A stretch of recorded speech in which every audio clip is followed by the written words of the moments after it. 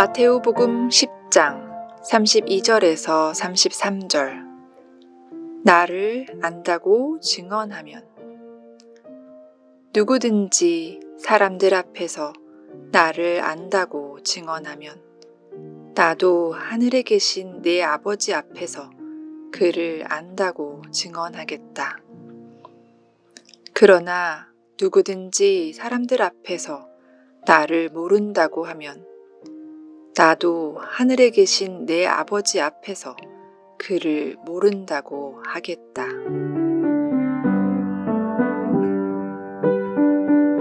나를 안다고 증언하면 나도 안다고 할 것이요. 나를 모른다고 하면 나도 모른다고 할 것이다. 어떻게 생각하면 맞는 말씀이지만 어떻게 보면 참으로 깍쟁이 같은 말씀입니다. 그리고 이 복음은 어떤 면에서는 우리의 강박증을 자극하는 말씀으로 잘못 들리기도 합니다. 가끔 정말 아주 오랜만에 연락을 하고는 이것저것 무엇인가를 해달라고 하는 사람들이 있습니다. 마치 자기와 저와 아주 친하다는 듯이. 그럴 때면 대답을 돌리거나 바쁘다고 하면서 끊어버립니다. 서로 간에 관계가 없었으니 쌓인 정도 별로 없어서 해주고 싶은 마음이 들지 않는 것입니다. 그러나 자주 만나고 자주 같이 노는 사람들은 도움을 청하면 거절하기 어렵습니다. 정분이 쌓여서 그런 것입니다.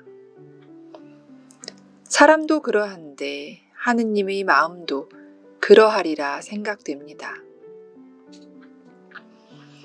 오랫동안 콧배기도 안 비치다가 뜬금없이 나타나서 이것저것 해달라고 기도하면 저라도 들어주지 않을 것입니다. 가끔 어떤 교우분들은 자신은 하느님에 대한 확신이 없어서 하느님을 믿는 신앙인이라고 하기가 어렵다고 하십니다. 여러분은 어떠십니까? 여러분 중에 하느님에 대한 확신을 가지고 사는 분들이 계십니까? 나는 주님을 알아. 주님이 분명히 내 인생을 책임져 주실 거야. 하는 확신을 가지고 계신가요? 그런 확신을 가지고 사는 분들은 정말 극소수입니다. 대부분은 긴가민가 하면서 종교를 믿습니다. 그것이 정상적인 것이기도 합니다. 피조물인 인간이 초자연적 존재인 신에 대한 확신을 갖는다는 것 자체가 신이 누구신지 알겠다고 하는 것 자체가 상당히 허황된 생각이기 때문입니다. 신은 태양입니다.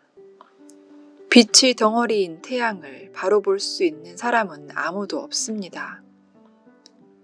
그러나 빛의 느낌으로 태양이 있음은 압니다. 태양에 비추인 달, 즉 하느님의 사람인 성인들을 통하여 하느님의 빛을 간접적으로 느끼기도 합니다. 이런 간접적인 방식으로 하느님을 체험하기 때문에 우리는 하느님을 안다, 확신한다는 등의 말을 하기가 어려운 것입니다. 그럼에도 불구하고 하느님께서 나의 삶 깊숙이 관여하심을 알기 위해서 하느님과의 정을 쌓기 위해서는 어떤 기도를 해야 하는가? 하느님과 눈을 맞추는 기도를 하는 것이 좋습니다. 사람과 사람 사이의 관계를 설명할 때 눈맞춤이란 말을 쓸 때가 있습니다. 언제 그런 말을 쓰나요? 처녀 총각이 눈이 맞았다고 하지요. 감정적으로 무엇인가 통교가 이루어졌을 때 우리는 눈이 맞았다고 합니다. 사실 눈은 많은 것을 상대방에게 알려주는 정보통의 역할을 합니다. 상대방이 나를 어떻게 생각하는가를 알기 위해서 상대방의 말을 듣지 말고 상대방의 눈을 보라고 합니다. 또 눈은 상대방과의 교감을 하기 위한 통로라고 하기도 합니다. 아이와 정을 쌓기 위해서는 아이의 눈을 들여다보아야 한다고 합니다. 부부관계의 경우 하루 10분 이상은 서로 눈을 보며 대화를 해야 부부관계를 원만하게 만들 수가 있다고 합니다. 이처럼 사람과 사람 사이에 감정의 통교가 눈맞춤으로 이루어지듯이 하느님과의 교감 역시 눈맞춤으로 이루어질 수 있습니다. 눈맞춤 기도는 어떤 것인가? 예수님이나 성모님의 성상을 바라보면서 그분들의 눈을 들여다보는 기도가 좋습니다. 교황님이 아주 그윽한 눈으로 성상을 들여다보는 사진이 있습니다. 이것이 바로 눈 맞추는 기도입니다. 성상 자체는 무생명이지만 그것을 들여다보고 있으면 우리도 모르는 어떤 감정, 영적인 영역의 감정이 꿈틀거리는 것을 느낄 수 있습니다. 우리는 흔히 머리를 조아리고 기도합니다.